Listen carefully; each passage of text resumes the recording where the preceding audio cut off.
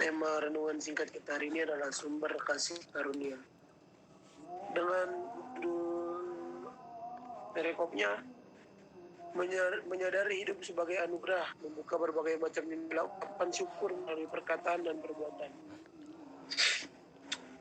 Yang seperti kita tahu bahwa sumber artinya adalah tempat keluar atau asal sesuatu.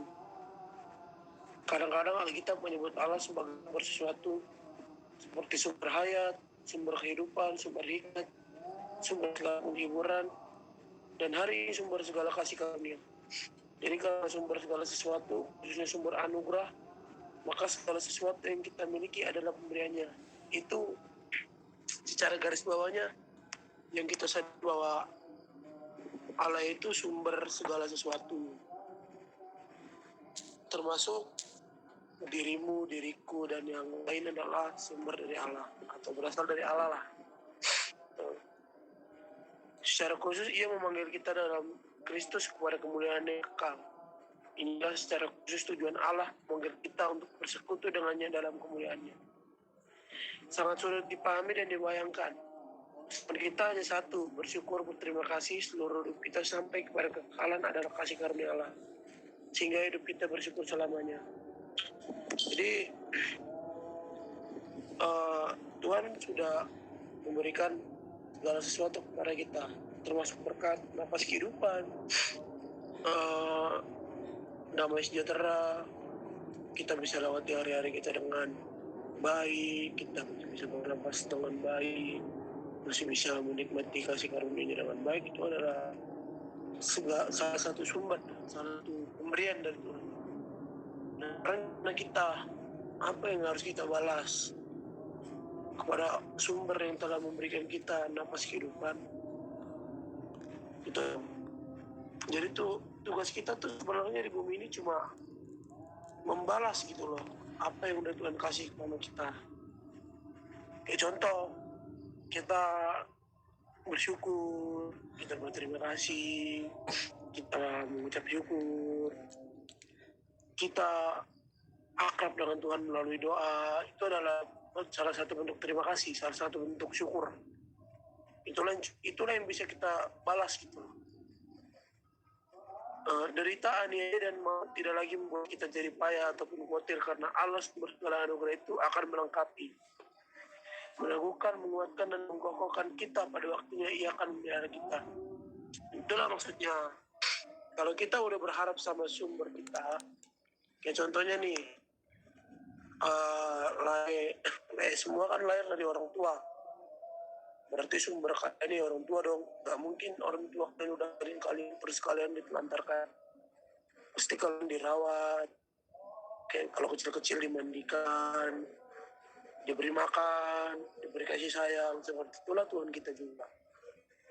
Loh, jadi kita tuh sama Tuhan tuh kayak kita sama orang tua. Kalau Dia menciptakan kita, dan gak mungkin Dia meninggalkan kita dalam kondisi apapun. Gitu loh. Jadi buat hari ini adalah, pada intinya tema hari ini ya, kita harus paham dari mana kita berasal, dari mana kita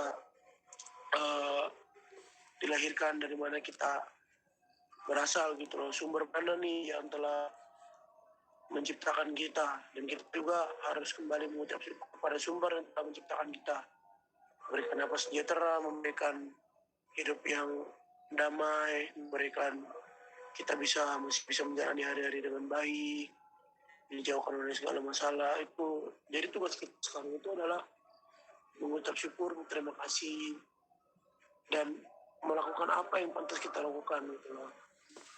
Itu aja sih, Le. Terima kasih. Oke, kau tutup lah. Nangis aku.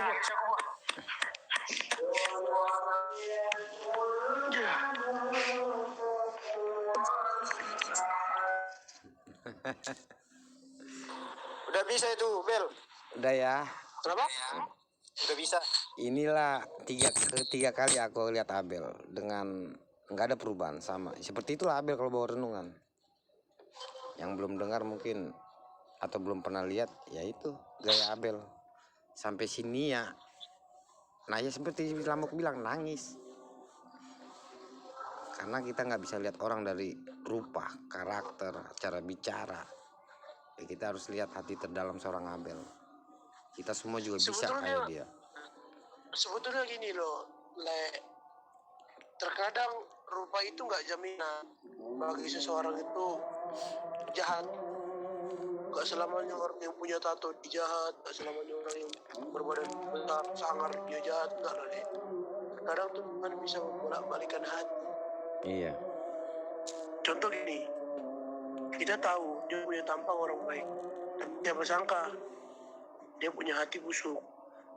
Kau nyinggung aku kok. Gitu. Dan sebaliknya, menciptakan kita dengan postur yang seram, yang dari jauh orang lihat udah kayak ngeliat debt kolektor, takut. Tapi siapa sangka Tuhan bolak-balikan hati. Gitu loh. Dan yang sekarang rusak pun belum tentu ke depan dia akan rusak. Dan yang sekarang betul pun belum tentu ke depan dia akan betul. Gitu loh. Jadi sekarang tuh ya yang paling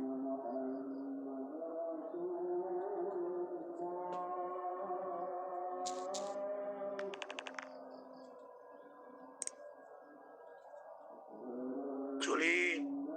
Jadi sekarang tuh prinsipnya kalau misalnya orang-orang sekarang ngapain aja aku lakukan asal dapat duit, melakukan segala cara. Ada yang sampai ada hal yang enggak halal gue jadi halal.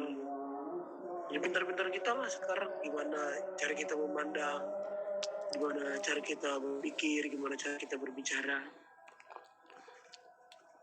Ya yang menurut kita baik kita lakukan, ya yang menurut kita nggak baik ya jangan kita lakukan. Kita kan udah dewasa nih, udah tahu yang membedakan ini baik ini enggak. So lakukan apa yang menurutmu terbaik, lakukan apa yang menurutmu bisa merubah dirimu menjadi pribadi yang lebih baik. Selagi itu bisa membuatmu menjadi lebih dewasa atau menjadi lebih baik, Tuhan pasti menyertai kok. Doa aja sih. Oke, terima kasih Abel. Nyentuh sekali.